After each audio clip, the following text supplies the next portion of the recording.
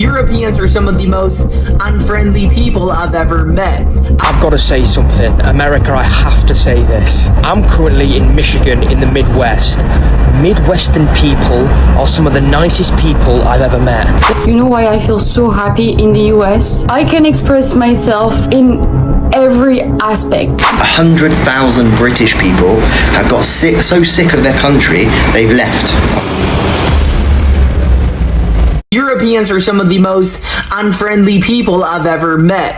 I've lived in Europe, I've lived in the US, I've traveled all over the world, and I know what I'm talking about. Americans are not fake like people say. Complimenting some random person you don't know on the street, it doesn't mean that you're fake. You just made that person's day. They're smiling because of you. And doesn't that right there make the whole place a little better? The whole environment a little happier? Imagine if people did that to you too. The way complete strangers in the US helped me and welcomed me and went out of their way to make me feel included so I wouldn't feel alone is something I've never seen, I've never experienced anywhere else. You will never see that in Europe. In Europe, people are, they're more distant and more reserved and less friendly, less, they're not nice. In Europe, you'll feel alone. In the US, you won't. And the fact that Europeans are always making fun of Americans and acting like they're somehow superior already tells you everything you need to know about the European ego. It's real, it's a thing. I've never heard people in the US constantly making fun of Europeans the way Europeans make fun of Americans. These are the testimonials of the Brits that have visited the United States of America, and they are sharing out their experiences. Stay on, watch to the end. Thank you so much for subscribing. See you on the other end. And of course, America is the greatest nation on earth. American customer service is unmatched. I'm a Brit in the US at the moment. We went into Chick-fil-A to get some cookies because you guys told us they were good. And as I was waiting at the counter, one of the ladies went, "John?" And I was like, "Oh yeah, that's me." And she came over with my cookies and she went, "You need cookies, do you, baby?" For a moment, I forgot I was married. I was like, "I do, yeah. Do you want to feed them to me?" No, I didn't. I actually went even more British. I was like, "I do, yes." I suddenly became Hugh Grant. I was like, "Yes, I do actually, yeah. Yes, I do, yeah." What takes it to the next level, though, is the guy in front of me had to come up to the counter again because they'd got his order wrong. The customer service was incredible. She was like, "I'm sorry you had to come up to the counter again, sweetie. There's a coupon in there for next time, okay? That shouldn't have happened to you." In the UK, I can drive to a McDonald's or KFC, pick up my order, stupidly not check my order until I get home, realise they've forgotten all of the fries, call them up and they're like, "Yeah, all right, yeah, sorry about that. You'll have to come back and get your meal then." That's it. There's nothing. This guy hadn't got home. He'd just gone to his seat in the restaurant. He got a coupon for having to walk 10 yards back to the counter. They were like, "That's totally unacceptable. That shouldn't have happened to you." In the UK, they're like, "You going to come and get your second meal or not?" You know why I feel so happy in the US? I can express myself in every aspect. The way I speak, the way I dress, the way I walk, even like in my business, in my project, in my creativity, I can just be me. And like I went to the doctor and I have this diagnosis and I'm like, fuck this. And it's the consequences of what happens when you have to shrink, when you cannot express yourself, when you just have to check some boxes because you have to be that way or that way, and you cannot just be yourself, express yourself fully, when you feel that you're living in a cage. And this is what happens. I'm sorry, I love my country so much, but there's something that feels so off. 2 days ago I was walking and I had a shirt and I was not wearing bra because I don't need a bra, and that's fucking it, you know, like, and I don't need any justification. But people were just looking at me as if I was a problem, because that's the reality when you walk here. People, they judge you if you dare to dream too big or just to dream. It's not allowed. It's not allowed. You cannot really express yourself. And of course, it exists also in the US. You have to check some boxes because in the end, it's the cutest, the skinniest, and things like that. Like, I'm talking to women especially who are going to win, but in the end, yes, in the US, I can breathe. I can breathe there, and I don't feel this competition as much, like with women, as much as I can feel it here in France. That's why I love the US so much, and I don't fucking care about what other things about the US, because even myself, I was like full of cliche before moving to the US, but then I moved there and I fell in love there. It was never my dream, but damn, it changed me so much. It changed me so much, and I'm deeply, deeply grateful for everything that happened in my life that brought me there. Damn, I love the US so much. I am a Brit who moved to Dallas, Texas last year, and I want to talk about one of the main things I always get asked after moving here, and that is, what is the biggest difference between Texas and the UK, or what is the thing that you love the most about living in Texas now? And one of the biggest differences is the people. Like, I cannot get over how friendly everyone is here. It's so different to the UK, specifically London. London is like a dead city. Like, it is so hard to make friends in London. I've been living there pretty much my whole life, and I haven't made one friend in London, aside from like my core friend group, obviously from school and things like that. I've been in Texas now for like 8 months, and I can't even tell you how many times people will just come up to you and talk to you. Like, I think it's like a Southern thing, and like people just have that Southern hospitality. But I'll go to like a Pilates class, and then it will finish, and a girl will come up to me and be like, "Hey, do you want to grab a coffee after this? What's your name?" And I'm like so shocked by that. I can't get over how welcoming people are. I mean, even when you go to like the checkouts in the food shop places like Trader Joe's, the checkout people are so nice. They'll just talk to you for like ages and like ask you questions and smile at you, and I just find that the people are like next caliber level of friendly.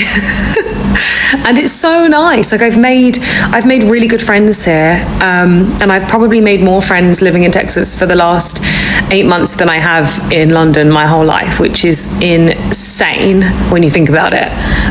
But yeah, I just wanted to say that is one of the main differences, and it's always the one I talk about when people ask, because it's definitely like one of the main selling points for me. It's just how nice and lovely people. So I'm currently in America.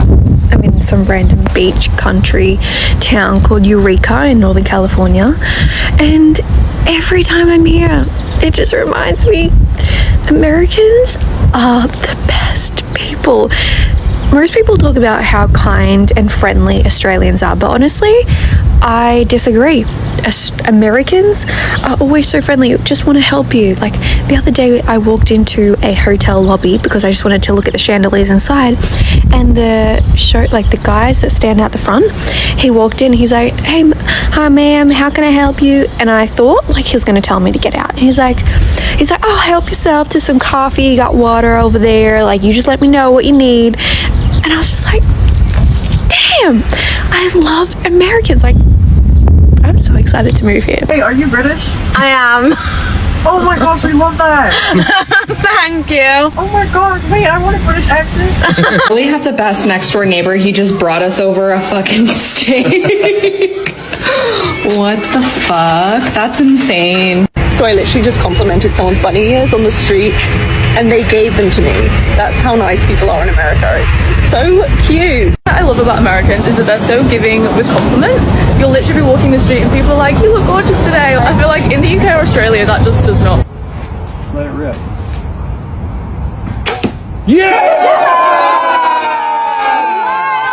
Excuse me, where did you get this from?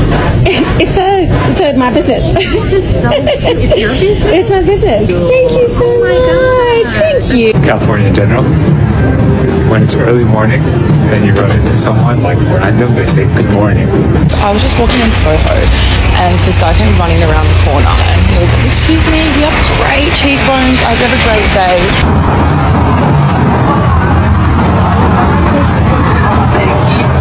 I'm loving the way Americans don't say what, they say what's up, and instead of saying okay, they say I got you. Oh, so nice, so pleasant. I like your hat. Your hat's so cool. Oh, thank you. Manchester. Oh, okay. Morning. Guys, people just love me here. Honestly, this country.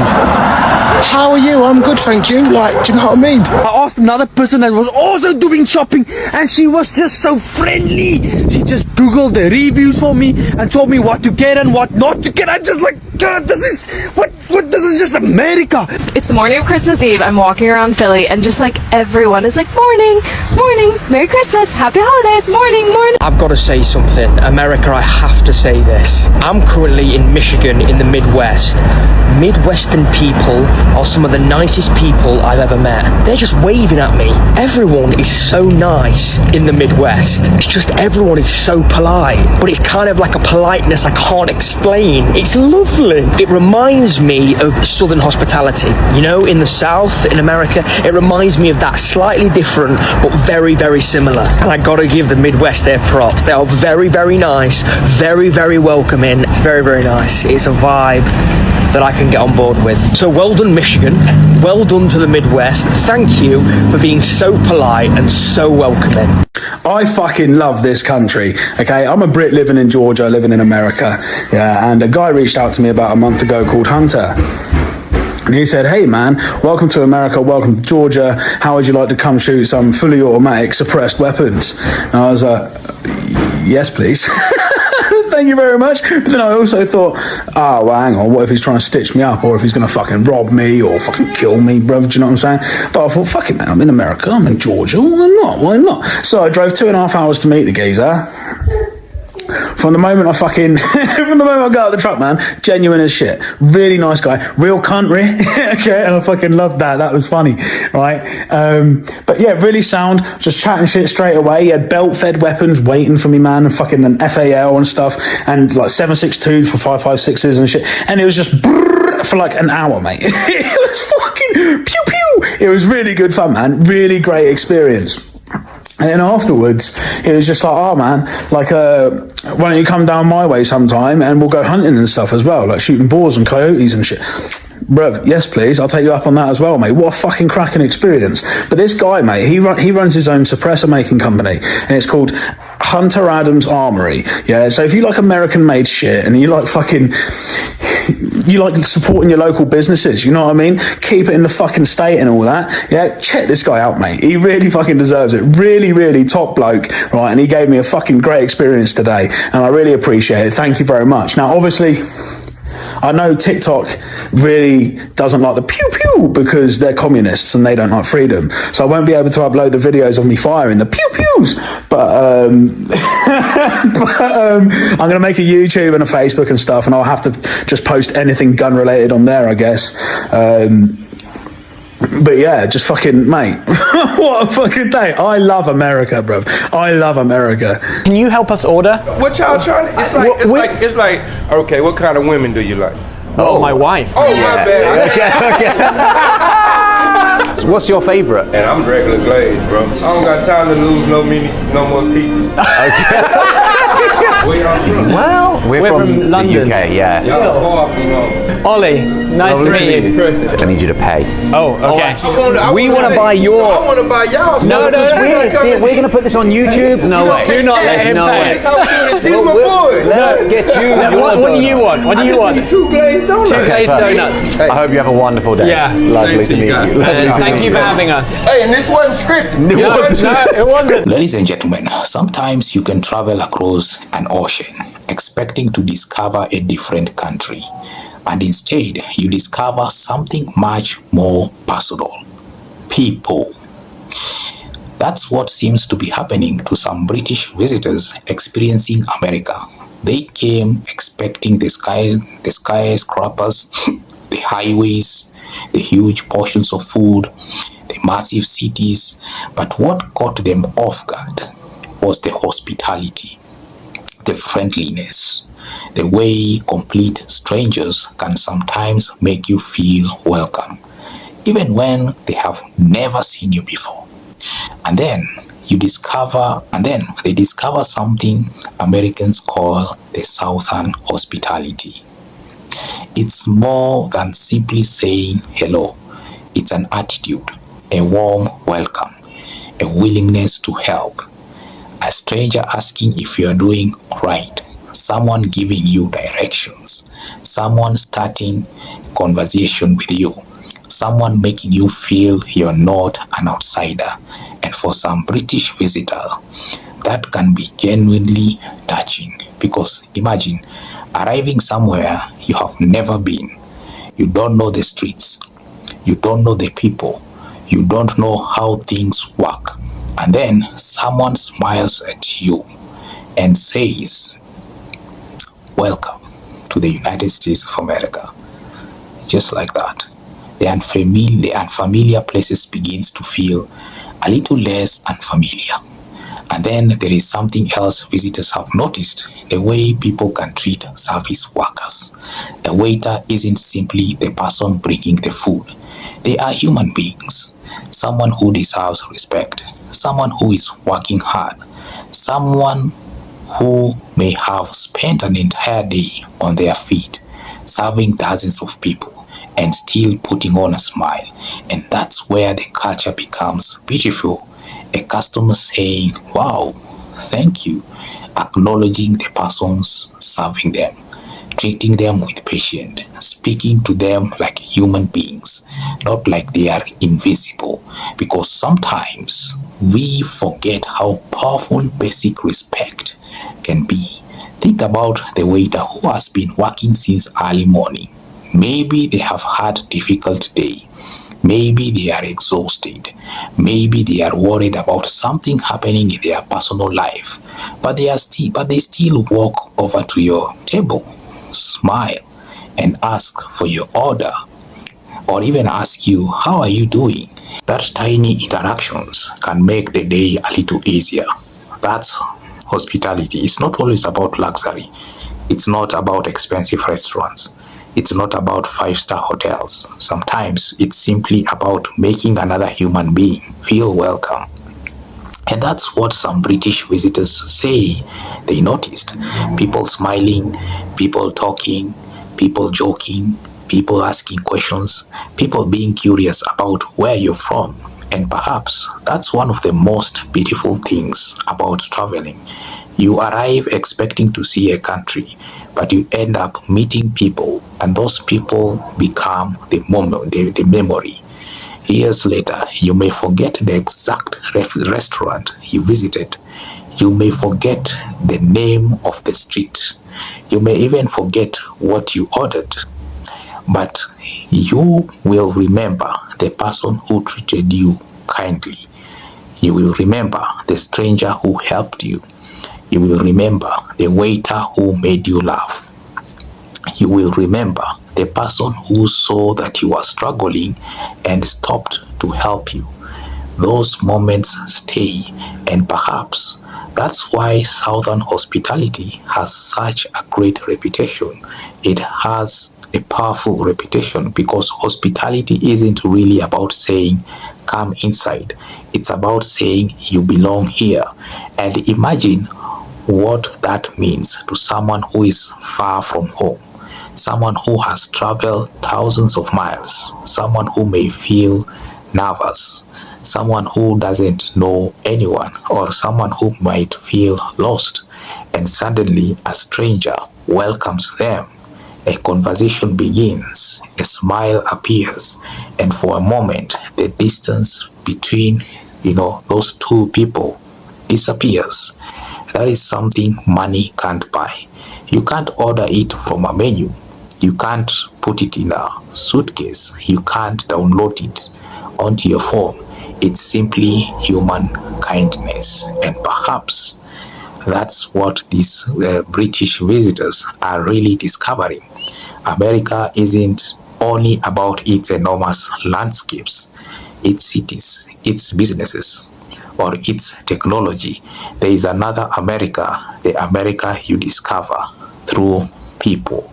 The stranger who says hello, the waiter who treats you with warmth, the family that invites you to sit down, the person who notices you need help, the neighbor who waves, the person who asks, "Where are you from?" and genuinely